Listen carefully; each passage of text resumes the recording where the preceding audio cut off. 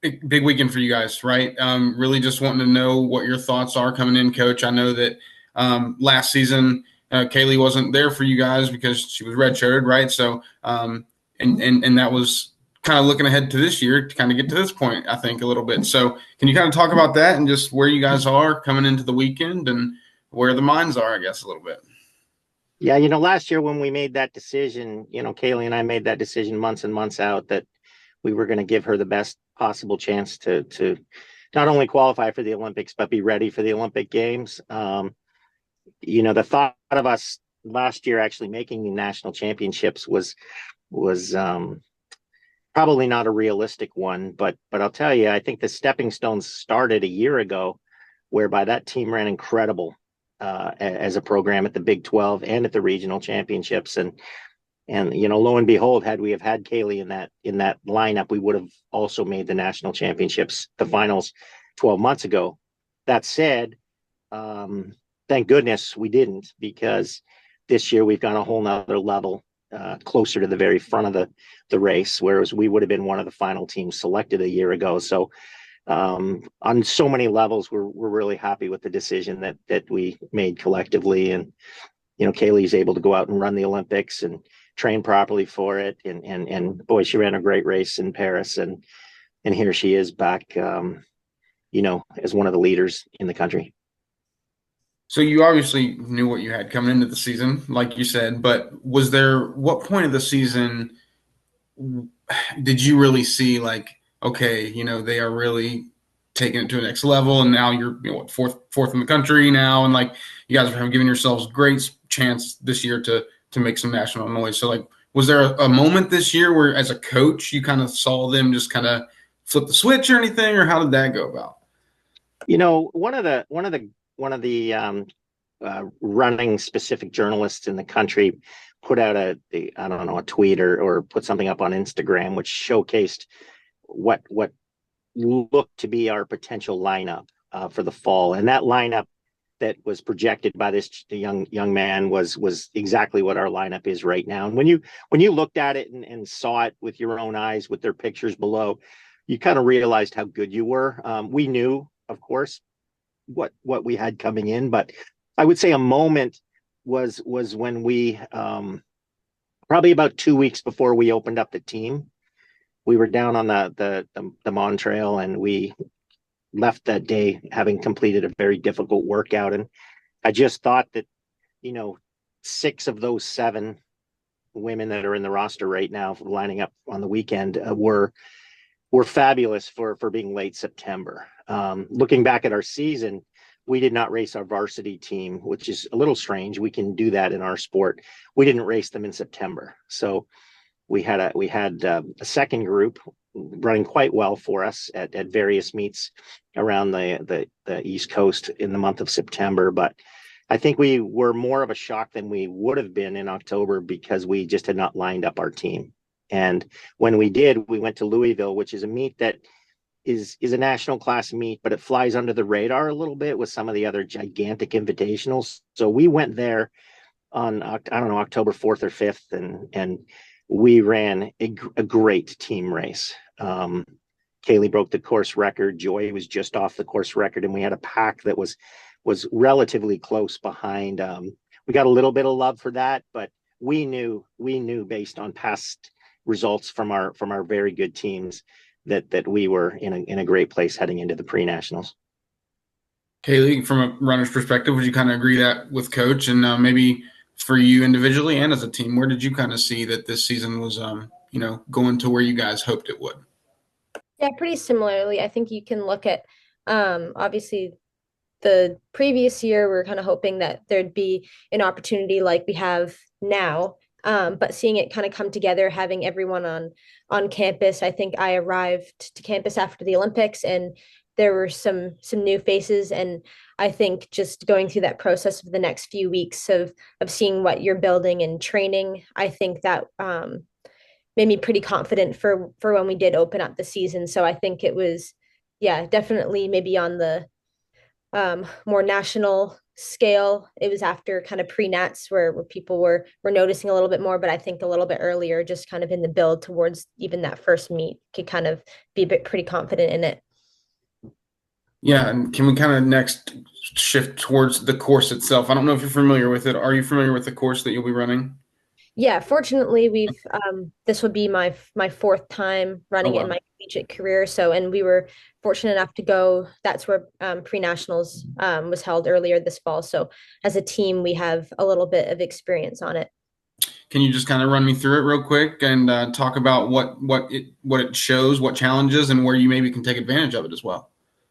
Yeah, it's like I would say from when I kind of grew up or was looking at the NCAA, this was kind of like the traditional cross country course that you look at. So I would say it's one of the nicest courses in the country in terms of how they take care of it.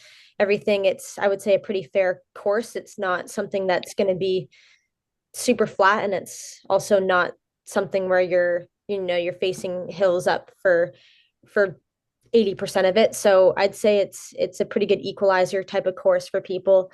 Um, but yeah, I think uh, it poses some challenges if you aren't feeling good on the day, but that could be like that with anything. So yeah, ultimately, I do think it's a pretty fair one. I'd say the finish is an exciting finish as NCAA courses go. It's a little bit uphill, it's long, it's wide, and so there's lots of time for things to kind of unfold, even in the last couple minutes of the race. And then, as you personally, obviously, this is really, really exciting for you individually, for your team, and for you. You were third in 21, and 23rd and 22, and obviously last year had the year off with the red shirt. So, can you just kind of pick your brain individually a little bit and just talk about what you're thinking coming in and how excited you are and what it really means to you just to have the opportunity to be able to go and race nationally? Yeah, I think really similar to the Olympics. I think this year I mean, the goal in that is looks very different place wise, but I think just being ready to compete with a group of women that you kind of hope to be right with, I think is really still the goal. I think ultimately the to win a national championship takes a lot of um, obviously ability, but a lot of luck too on the day, especially in cross country. So, really, the goal is to be able to compete as best I can to give myself that opportunity. But yeah, it's one of the cool things about cross is that a lot of unpredictable things can happen. So, as long as I'm hopefully putting myself in the best spot, I think that's the goal. Awesome. Hey, thanks, guys. I appreciate that. I have a couple questions too. So, Coach, if you want to talk a little bit about the Sarah, Emily, and Madison and kind of what they've done for the team this year. Yeah, I think cross country is a unique sport because it really comes down to where your number five comes in. We're very fortunate to have Kaylee with us, and Joy's had just a spectacular freshman campaign, and I think that's extremely comforting to the pack. We would call it the 3, 4, 5, 6, 7 women, knowing that they've got some front runners out there, doing their job and really scoring some low points. But specifically to Emily and Madison and Sarah, they've really been the rock. They have beaten 99.9% of the team's 3, 4, 5s all season when you look at just those scores. And I was taking a peek the other day. I think I don't know, with this varsity group, we're probably like approximately 110-3, if you actually looked at our record. So, I mean, the fact is we've raced a lot of teams, and those three have just been incredible. Madison came in ready at this exact point of her career to, I think, take a big step in her running capabilities. Sarah's been steady since the day she's gotten here, and she's done a fabulous job the last 2 weeks. And Emily's the big one. Emily has improved over 2 minutes this fall alone with her college PR. So 2 minutes is, I mean, you're not approaching a half a mile, but you're not that far away from a half a mile. So I think that's been a big game changer for us. And if you look at the next two, they're getting a little better every week. So they're going to be tremendous backup this weekend should we have an issue and have a problem. But I would say that 3, 4, 5 have completely embraced their roles in the program. I think all sports, most of the kids running or competing at the Division I level, especially a Power Four, were probably stars in their high school, and to have to sit back and be a role player is not easy. I don't care what sport it is, and you don't want to sit the bench in basketball. You don't want to red shirt in football. You want to be on the field, and I think these young women have really embraced what their role is, and I think that's just been a big key for us. Then if you could talk a little bit too about Joy and her impact as a freshman on the team and how she's came out and has probably been one of the best freshmen we've had here at West Virginia. You're looking probably right at one of the greatest freshmen we've ever had in Kaylee, and Joy's better. So Joy's a step ahead of where Kaylee was, certainly at that age, and I think Kaylee would agree to this. Joy has been there to push Kaylee. She's been there to allow for a level of comfort at the front of these cross country races, to have a teammate right beside you. Something that Kaylee didn't have since her freshman year. And now Kaylee herself was the Big 12 freshman of the year, and she had teammates around her a little better than her at that point. But in terms of being in the front pack where the battle and the war happens, to look over and see Joy has been extremely comforting, I feel, for Kaylee. So, aside from that impact with Kaylee, I think, it's been a long time since we've had a 1-2 punch. Kaylee's been a one punch for us at the front, and then we've had a nice pack, and this will be the 4th out of 5th year we've made the national final. So we've done a nice job with the pack over the years, but I think the fundamental difference now is that Joy gives comfort to myself and to the pack that we've got 2 banging up front, and they just need to do their job and get across the line. And I think on so many different levels, Joy's changed our program this fall. Keely, if you want to talk about that too, like what Coach said about Joy being there right next to you, kind of how that's been in your senior year, having someone right there by your side, pacing you.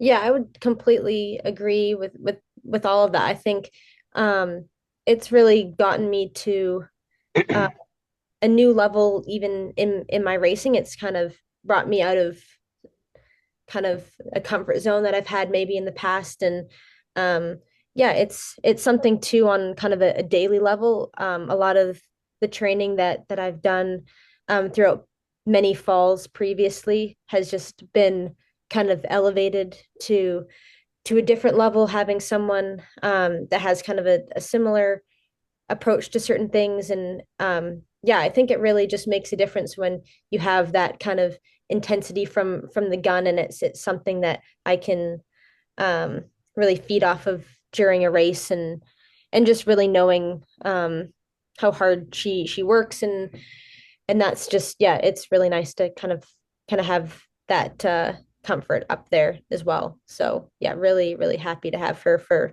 this whole year.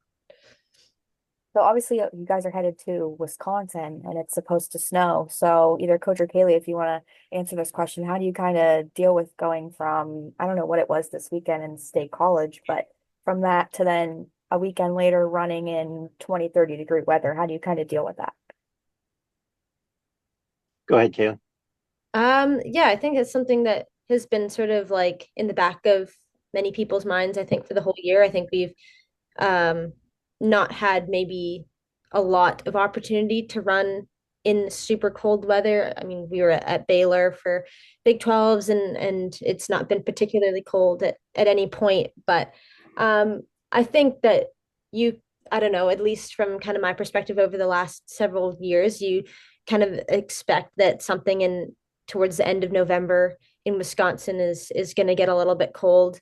And I think fortunately, there's probably not a lot of other schools that have had to deal with much cold either. I think maybe 1 or 2 regions had some snow or something like that this weekend. So I think it's kind of a pretty even playing field when it comes to what you've experienced. And I think the race, it'll just kind of adapt to whatever the weather presents, and it'll still be just as challenging. But yeah, I think it's something, at least for me, I've been able to have that experience over the last several years of racing in some colder weather on the day. But Yeah, I think it's just something you have to kind of be mentally prepared for to wake up on the morning and warm up and not feel great.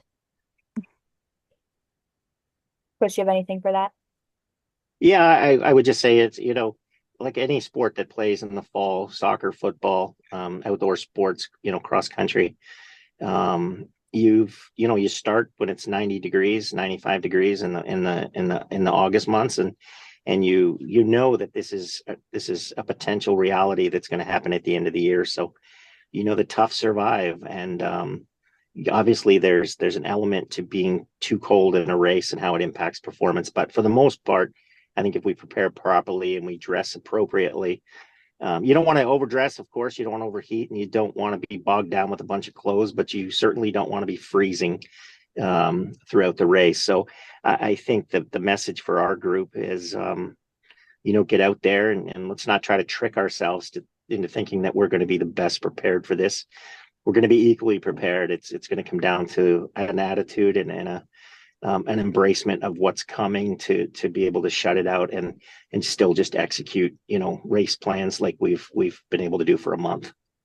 Okay, my last question here, not to keep you guys too long, but looking ahead to Saturday, obviously you have Big 12 foe BYU ahead of you. So what's kind of your plan for Saturday, or how do you kind of deal with knowing that those three teams are right there with you?